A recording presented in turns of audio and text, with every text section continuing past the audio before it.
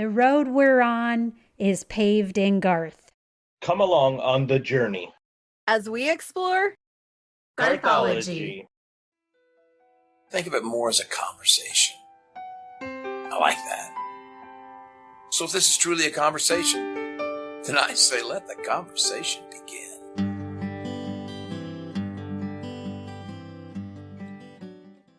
Showtime!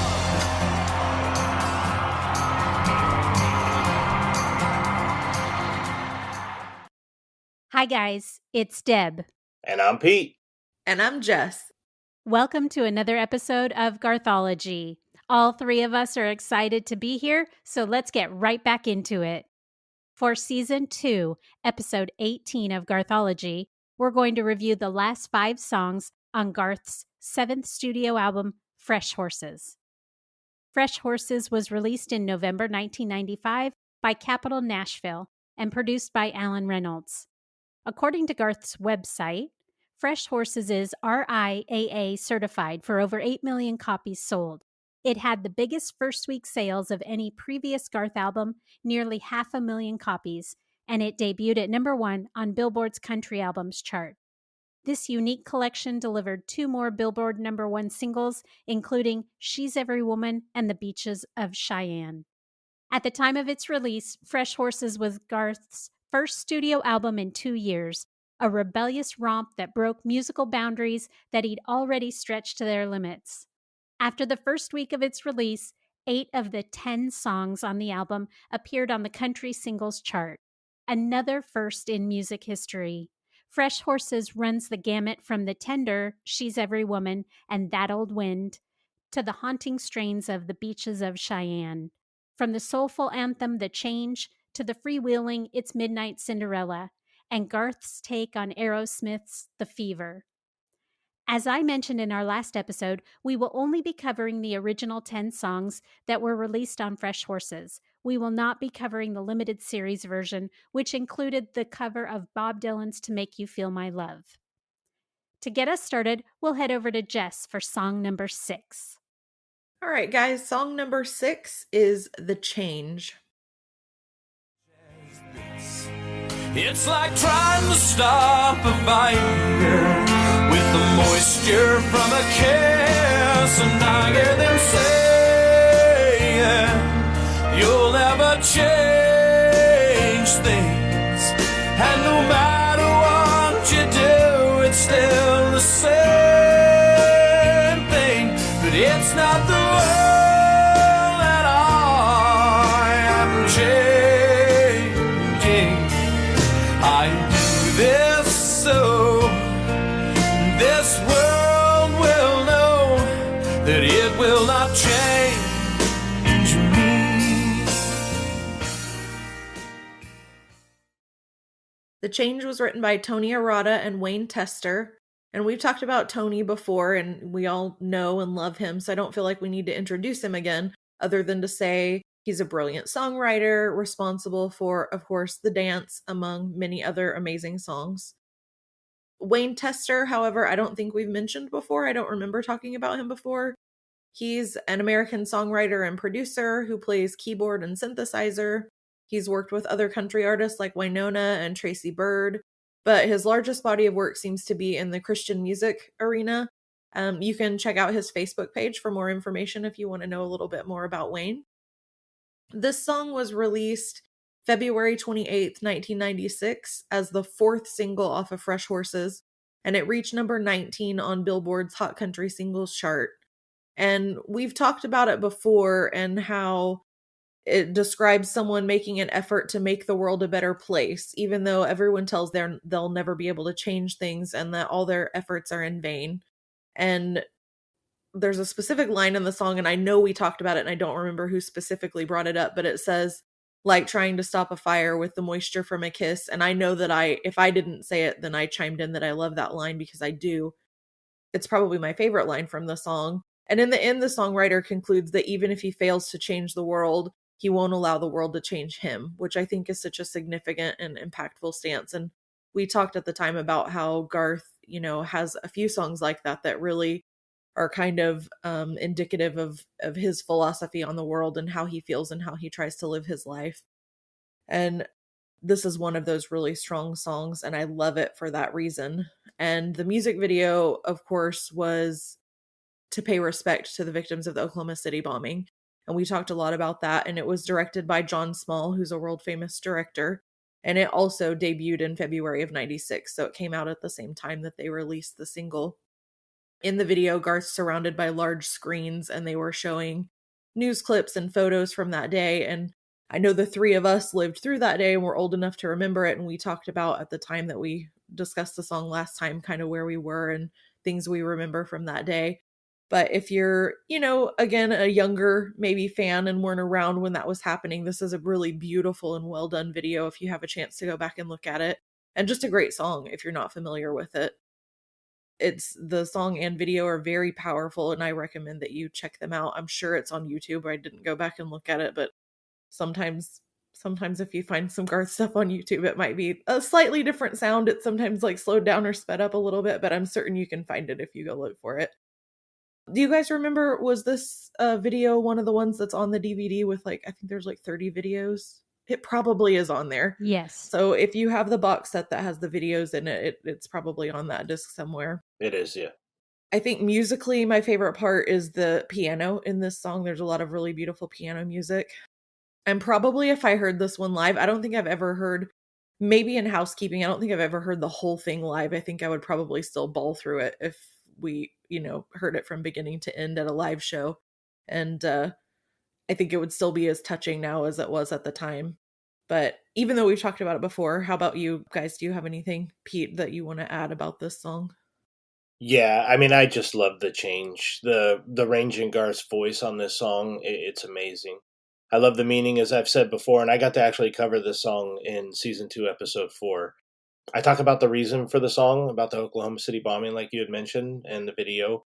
I mentioned how this song really paints a picture as far as, how, in particular for myself, I live my life for my family, I live my life for myself, and that there is a lot of outside pressure from the world, but you kind of just got to kind of stick to what you believe in, and I mentioned in that episode as well. It shows that pressure, the importance of standing your ground and living your life for, like I said, you and your way, your pace. It'll always be one of the most inspirational songs to me that Garth had ever done. And I mentioned it back in that episode. It's definitely very high up there on my playlist. It will never, ever leave one of those top spots. There's a lot of meaning in this song for me. So I was happy to have been able to research it and talk about it back in episode 4, and nothing has changed my mind since then, and I don't think it ever will. What about you, Aunt Deb? So in looking into this song this time, I actually found some new information that came out in 2017 that I hadn't caught then. As many people are probably aware, on Sunday, October 1st, 2017, there was a mass shooting at the Route 91 Festival in Las Vegas, where 58 people tragically lost their lives. But what I didn't remember is that on Monday, October 2nd, 2017, Garth did his Monday Facebook Live video, and he talked about that tragedy. He encouraged his fellow performers to continue working. He said, when things go bad, doctors go to work. When things go bad, policemen go to work. When things go bad, music and musicians go to work. Those people in those seats, they come to get away from it all, to be happy, to be joyous, to sing, and to love one another. That's what it's all about. So you got a gig tonight? The music starts tonight. Start it again. Start spreading the love. Start creating the greatest power music holds. And that's the power to heal. I love that. I found that quote and it just touched me so much. Isn't that amazing? And he was telling his fellow performers that even though this happened at a music festival, don't let that stop you from performing. Yeah. Like you have to go out there and still do it for the people that come to see you. Wow. Yeah. And then he performed, then in that Facebook Live, he performed a little bit of the change. And that just really touched me. that's the thing, is just like the Oklahoma City bombing and just like the 91 festival, we cannot let the bad things that happen change us as people. Yeah. Right. That really meant a lot to me. That's what I took away from this research this time. Yeah, I love that. I'm so glad you found that. That's just a cool thing. I'm not surprised coming from Garth, Right. but I didn't know it, and so I love to hear that he can still come out right after something like that and have such a good message. We as Garth fans, you expect something so impactful from Garth about situations like that. It's not surprising, but it's good to hear it because I didn't know about it. But the song so many years ago, but to this day, it's like this things will always happen in the world. There is no getting away from it. It's just crazy to how important that song was then. In October of 2017, and different things that can go on now and in the future. It's always one that you can go back to and kind of just give you that little extra motivational tap on the butt to keep going. Absolutely. Deb, did you have anything else, or can we move on to song number 7? Yeah, that was it. Okay, well, we will pass it over to Pete then for song number 7. Yep, song number 7 off the album Fresh Horses is The Beaches of Cheyenne.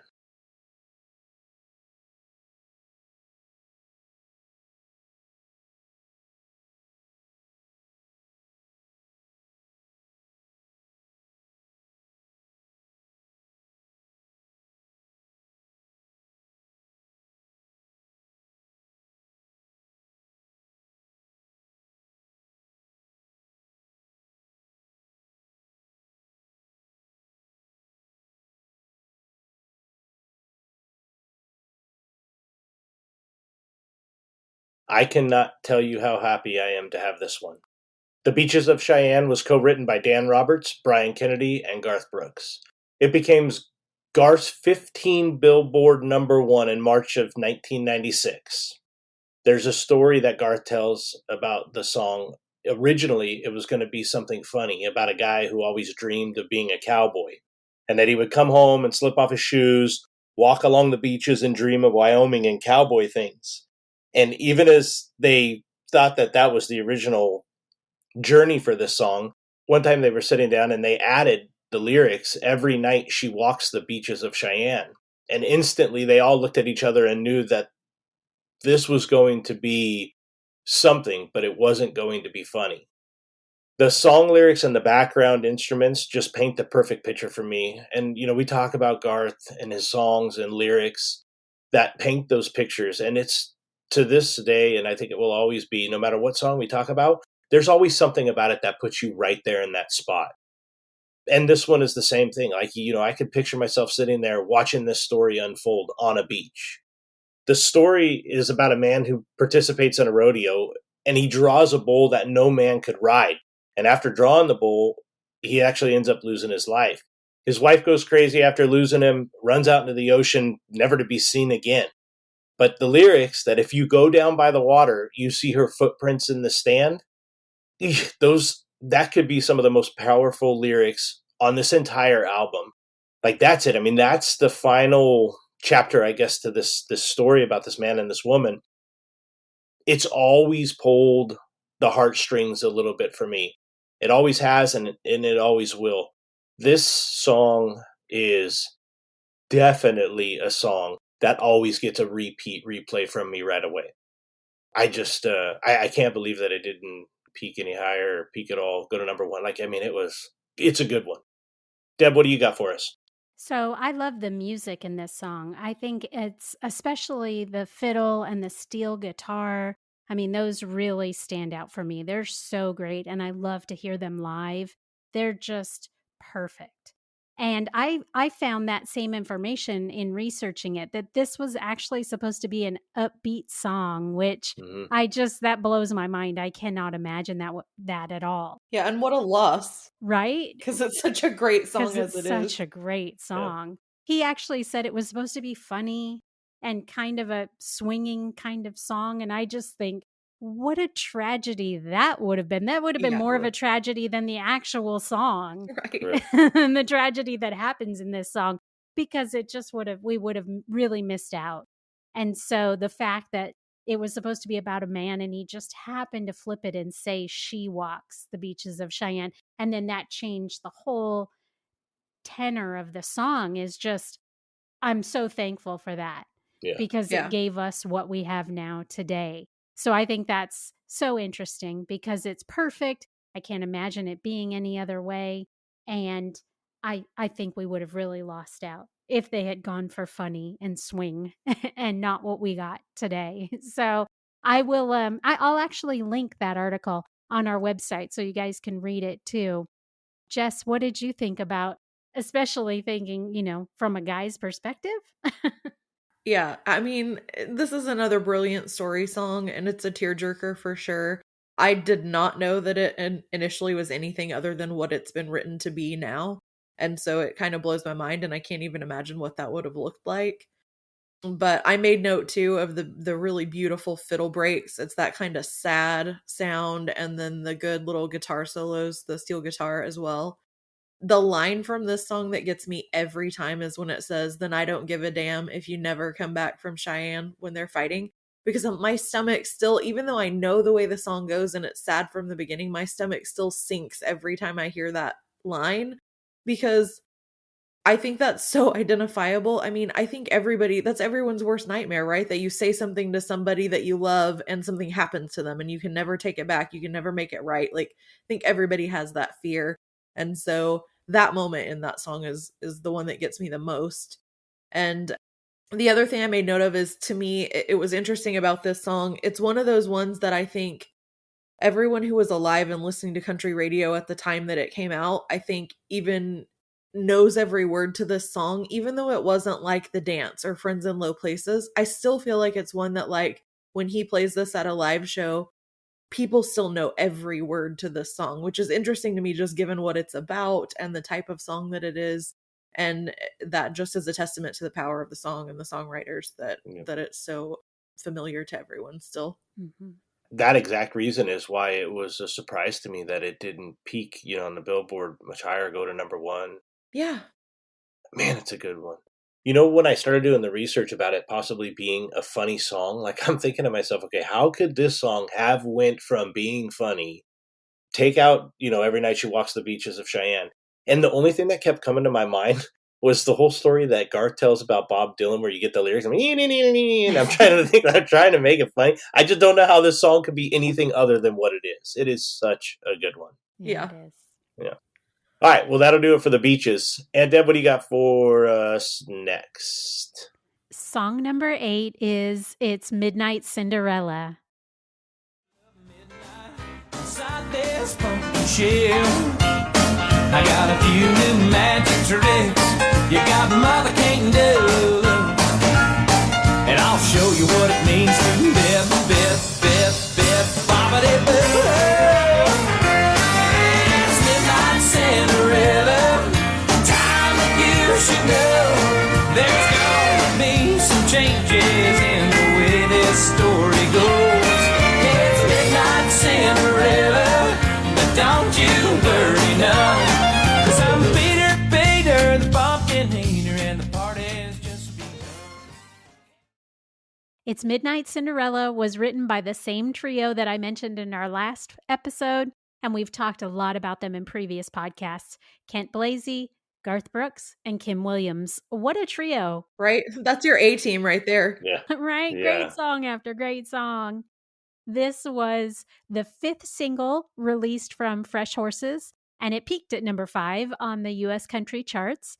It's an upbeat, fun song that plays off the whole Cinderella story, but it's a little bit more suggestive than the Disney version of the story, which, again, I like that kind of thing. So I've always liked this song. It's sassy and fun and naughty and upbeat. It's just about everything I look for in a song.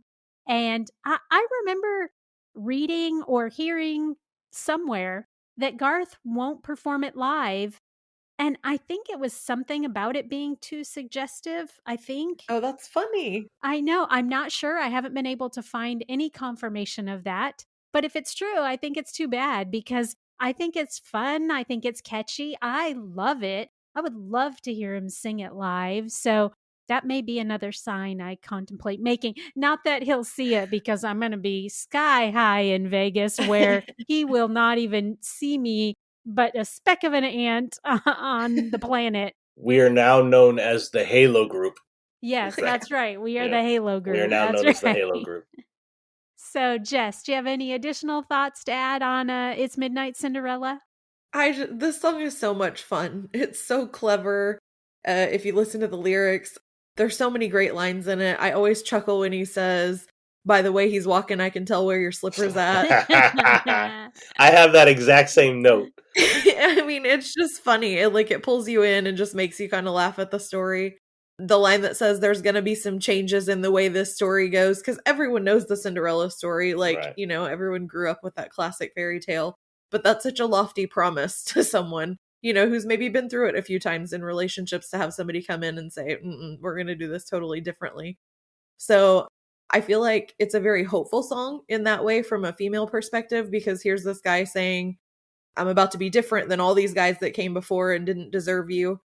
And there's something about the song, I think, just because it's a little silly and maybe a little cocky, like he sounds a little slick, but also determined to prove himself. And that's appealing, I think, just for anybody, male or female, to be pursued by someone who really shows an interest and that they're invested in being with you.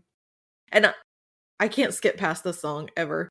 And honestly, it's on my playlist, but it's one that I'll just pull out of thin air sometimes and want to hear, and I'll just go put it on and just stick it on repeat. I'm really bad about just listening to one song over and over again for a while. And this is one that I can just put on repeat and play it until I decide I want to listen to something else. But How about you, Pete? Do you like this one? Okay, so all of my notes are the same, right? I love the lyrics, by the way. He's walking, I could guess where your slipper is. Yeah. I've mentioned that it's a really, really fun song. It's one that I turn up every single time. But can we just focus on the fact that this man, Garth, says the name Peter so many times in this song? I knew you were going there. I almost brought it up and was like, is this your favorite Garth song? Because he's literally saying your name over calling and over out to you. And over again. And on this album, I mean, it's Peter. It's the 8th of, we're going to say July. I mean, it's just all kinds of stuff referring to me. But it is. It's a real fun song. And again, it's just, I know that there's those ones that come on. You could just be in an average mood and this song comes on, it'll change it. It'll flip your attitude and your mood real quick. It's a lot of fun. God, it's a good song. I love the adult-like twist to the end of it, right? This story is going to change compared to the Disney one. So, yeah, good one. Yeah, and I like his confidence and his swagger in this one. I know for some people that can be annoying, but I mean, I love it on Garth. But right, there's appeal to it. Yeah. It's appealing at the same time. I think with that, and then obviously the amount of fun that's in the song, I think it helps it not be so in your face, like, come on, that's a big turn off. It kind of changes. It kind of flips the script a little bit for you. Yeah. Yeah, I agree. It makes it more fun and you can kind of laugh at him being that confident and having that much swagger. Yep. Yeah. All right, so let's go over to Jess for song number 9. Okay, guys, song number 9 is She's Every Woman. She's so New York and in LA and every town along the way, and she's every place that I've never been. She's making love on rainy nights, she's a stroll through Christmas lights, and she's everything I wanna do again. It needs no explanation. She's Every Woman was written by Garth Brooks and Victoria Shaw. And Victoria, of course, also co-wrote The River with Garth, and we've talked about her before. And we've discussed this song before, way back in our Love Songs episode. This was one of Deb's favorites, and I totally get that because I love it too. It was released August 28th, 1995, as the first single off of Fresh Horses. And by October, it had reached number 1 on Billboard's Hot Country Singles chart. And it actually was his 14th number 1 song on that specific chart, which I totally understand because I still love this song and would listen to it. It's another one I would put on repeat and happily listen to it multiple times. I mentioned last time we talked about this song that I adore the line, she's so New York and then LA and every town along the way. She's every place that I've never been. but I could literally quote the entire song on this one because every line is so good, including the end of this stanza, which says, "She's everything I want to do again." Like, there's just something so beautiful about that, just the way that it's phrased. So if you're a guy out there wanting to earn some points with your girl, this song will melt hearts, I promise you. It's basically 3 solid minutes of a man explaining all the things he loves about this woman in his life, and it's done so well. And I mentioned before also that musically, to me, it has a very James Taylor sound, which I love. And I can't even pinpoint the song necessarily that it reminds me of, but the second the music starts, I'm like, oh, this sounds like James Taylor. But lyrically, it's very poetic and insightful and touching, and I'll never not love this one with my whole heart. Yeah. How about you, Pete? What do you think about this one? Give me a second. I'm going to go ahead and forward this link to my wife so she can listen to it. But she is every woman. It's just all around a fantastic song and one of my absolute favorites. We've heard him do it a couple times in house cleaning at some shows, and it's a good one. Again, another song that you just wish that the story would never end. And the background instruments, they always catch my ear, like always catch my ear. But in the lyrics, when he sings, "She will rage just like a river, and then she'll beg you to forgive her. She is every woman that I have ever known." Like, that is a couple very powerful words in a short period of time. And I just love how the song tells her for who she is. And although tough at times, she's every woman that man would ever want. Mm-hmm. Nobody's perfect, right, in a relationship or whatever, but there are those things where you're like, might not agree with that, but ultimately in the end, like, that person is my rock, right? If I'm talking about my wife, that she is who she is and means to me what she does because of all of the really, really good, and then the things that might get a little bit tough. I mean, that's what creates and molds a person to be who they are. I can never forget the song. It's always one, again, that I would listen to over and over again. When Aunt Deb talked about it back in the old episode, the same thing. It's just, God, I love going back through and listening to these songs because it just, I could just sit there and listen to the songs and not write a thing, not research a thing, just listen and listen and listen. And you just get lost in the lyrics and the sound of the song. And that's one other thing I love about this podcast is being able to do that. It's really cool, really cool. How about you, Aunt Deb? What do you got? Yeah, so like you guys mentioned, in season 1, episode 5, Love Songs, I picked this as one of my favorite Garth love songs, and that is still true today. It's an amazingly tender and beautifully arranged production, and I think it fits Garth's voice to a T. I think the lyrics aren't afraid of being too tender or too cliche even. Some of them could be considered cliche, and yet it works. Mm-hmm. And to be honest, listening to this song and the description of the woman, it's so well done that I find myself wishing that I were more like her. Like, I want to be that woman that somebody thinks all of these things about me. That is just like, oh, to have someone think, and my husband loves me. Don't get me wrong. You're like, David, you're gonna have to write some love songs. Write me a song, David. I want you to love me as much as the guy in this song loves the woman in this song. That's awesome. So yeah, and in looking into it this time, I actually found a video that was from January of 2017. It's Garth's daughter, Allie. She posted a video of herself covering this song on her Facebook page. Aww. And we've talked before. She is so super talented. Yeah. And her comment on this video was, honestly might be the most well-written song to ever bless me. Wow. And I just was like, wow. So I will post a link to her video on our website because she does such a great job. Yeah, I'm going to have to go check it out. I don't think I even saw that one. I'm a big Allie fan, and I try to watch a lot of stuff that she does, and I haven't seen that one. I'd love to see it. It's really great. So I will put that out there so all of you can see it and enjoy it as much as I did. Perfect. Yeah. Okay, guys, we're going to take it over to Pete for song number 10. Okay, song number 10 off the album is Ireland. And there are no words to be spoken, just a look to say goodbye. I draw a breath and night is broken. as I scream our battle cry. Ireland, I am coming home. I can see rolling fields of green and fences made of stone. I am reaching out. Won't you take my hand? I'm coming home. Ireland. Yes, I am home. Ireland. Ireland, the closer, and to be honest, Ireland could not have went on a better album and in a better spot on any of the Garth Brooks albums, in my opinion. Ireland was written by Stephanie Davis, Jenny Yates, and Garth, and we've talked in depth about them. Fantastic, fantastic songwriters. A lot of number one hits from Garth. So I want to go over something that's a little bit more personal to me about this song, and one reason why I requested to have it. This song is my brother Sean's favorite Garth Brooks song. If there's any Garth song that my brother Sean really knows, it's probably Ireland. And I think that has a lot to do with the Irish background in him. And then my brother-in-law Jeremy, it's his favorite song because the beginning bagpipes in the song and the story behind it. There's something about bagpipes and my brother-in-law Jeremy that it's just always been a draw to him. So those two guys, although they know Garth, they don't know any Garth song like they know Ireland. So it holds a little extra special meaning in my heart as well.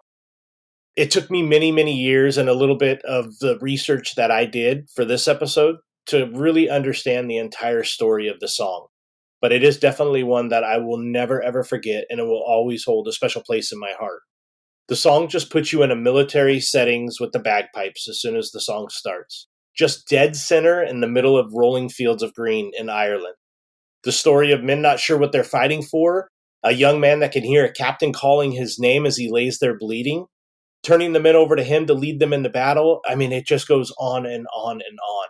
But the one thing in the song that I learned this time was the importance of the song explaining that those men, they still had the element of surprise, knowing that the enemy is going to storm them in the morning.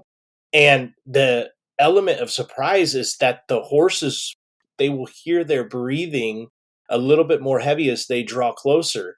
And as these 40 men head into battle with each other, the captain, all of them, they all come home to Ireland.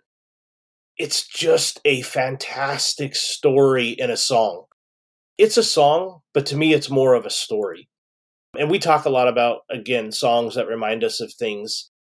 This song will forever remind me of my brother Sean and my brother-in-law Jeremy. I'll never turn this song off. I will never turn this song down. And I will never let this song ever leave that little special place in my heart that it always has and always will have. So that's my thoughts on it. Deb, how do you feel about this one? To me, this song is the epitome of a Garth Brooks deep album cut because it's hugely popular with his fans, but because it was never a single, never released, there are probably so many non-Garth fans out there that don't even know it. Mm-hmm. And it's such a beautiful song that breaks my heart. I wish it could be out there for everybody to hear because it's so great. It's a folk ballad. It's an emotional ode to the Emerald Isle. The images invoked in the song are vivid and moving. And the music is not like anything else we've ever heard from Garth before this song or since this song. And so that music sets this almost like mystic tone to the storytelling. I mean, the lyrics are beautifully rhymed and they're haunting, and the music just carries all of that along. And as listeners, we follow that story to its predestined end, like we know going into it. I mean, we don't want to get to the end because we know what's going to happen to them. And we know what's waiting there for those 40 against hundreds. There's just no way that they're going to survive that battle. They just can't. They're so outnumbered. And so throughout the song, the chorus says, Ireland, I am coming home. But as listeners, we know they aren't coming home. And we know that they know that too. And so that final verse, ending with the singer dying and then changing the chorus to instead sing, Yes, I am home, Ireland. Mm-hmm. It just breaks my heart every single time. Like, I know it's coming every time, and every time the idea of him at the end saying, "I am home," always, before I even get to it, I'm already tearing up from it. Yeah. It's just every time. So, what did you think, Jess? Yeah, this one always makes me emotional. So fair warning, I might not get through it talking about it without choking up a little bit, but I can't handle war movies in general and war stories. There's like the old country song Comanche about a Custer's horse Comanche. I bawl through it. I can't listen to anything like that. And so this song in that way reminds me of all of those movies, all of those stories. Like I just can't listen to it without it just really getting to my heart. It reminds me of Bellawood a little bit. Mhm.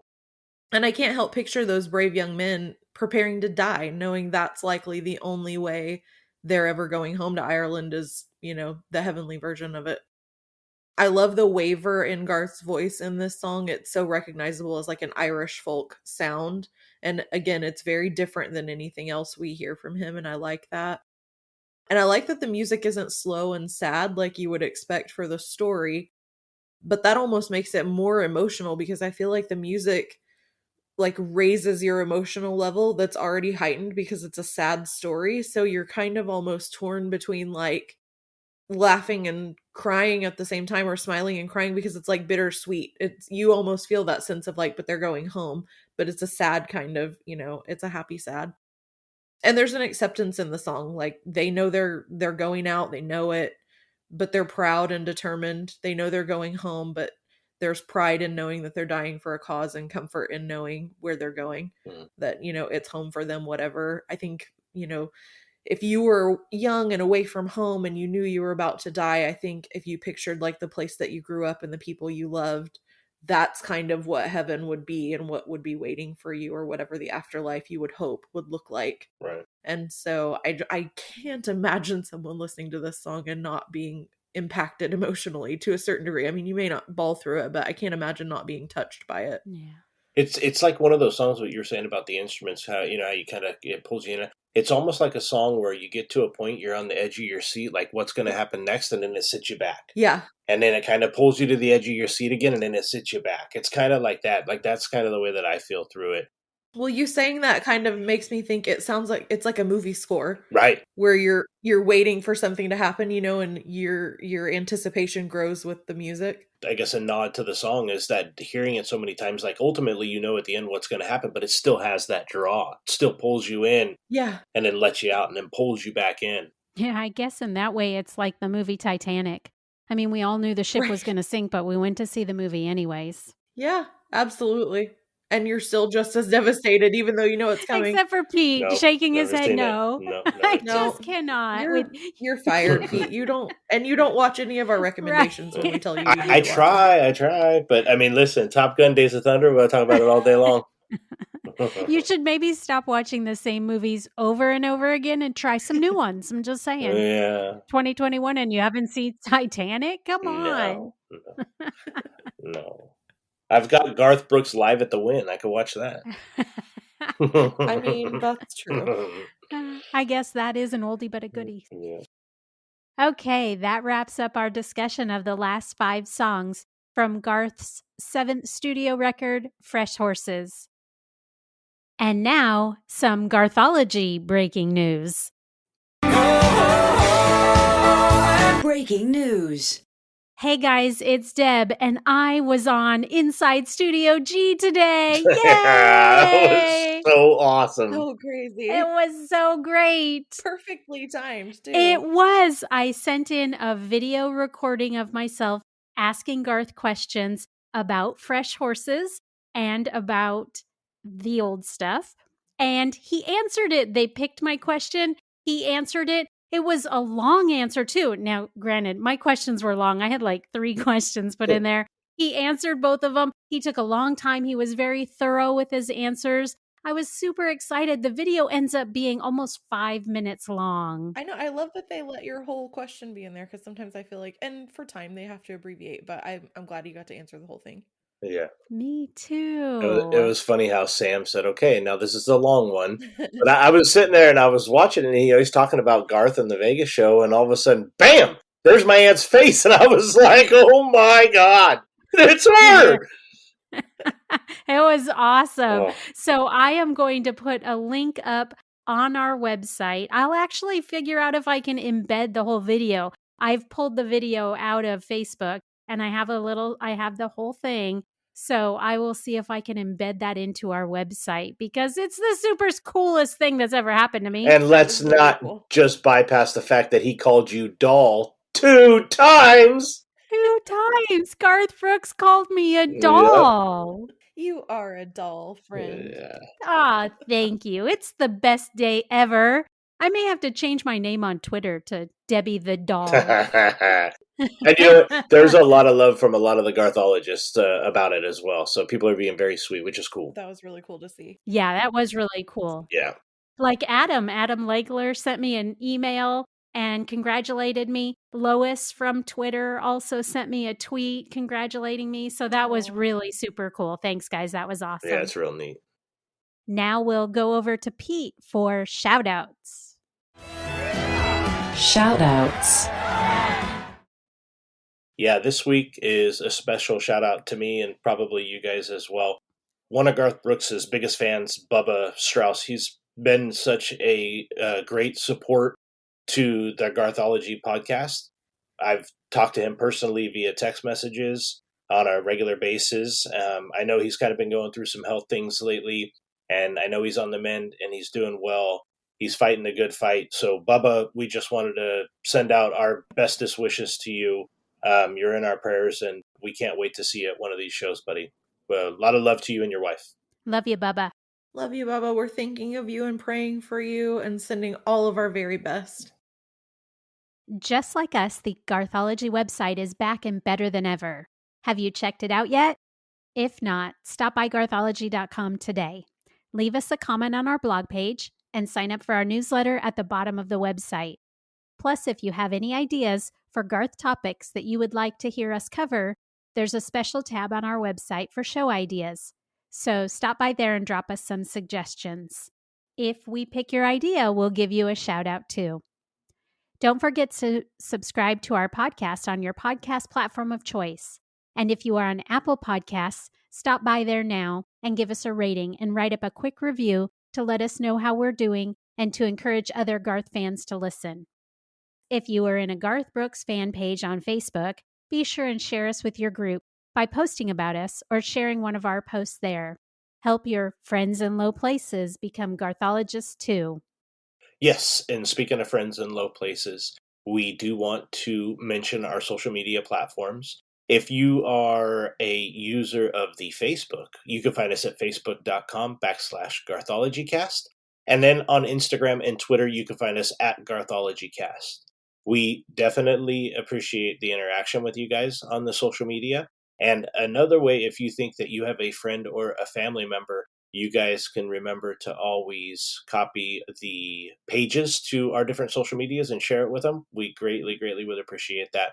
But going forward, we would love to continue to share and like, retweet, and interact with us on social. We do enjoy that time with you fans. And be sure to tune into our next episode of Garthology, where Deb and Pete will be telling us all about their experience at the Garth concert in Vegas. I'm so jealous I wasn't there with them this time around, but I'm at home in Oklahoma growing a small person. My son's due to arrive at the end of August, and Vegas was a bit far for me to travel right now. But I know that despite the heat, they had a blast and have brought us a fun first-hand experience back with them. This episode will be coming to your podcast platform of choice on July 27th. So until then, this has been Season 2, Episode 18 of Garthology, and I'm Deb. I'm Pete. And I'm Jess, and we'll see you guys next time. Bye. Bye, everybody. Bye. Finish it! Finish it!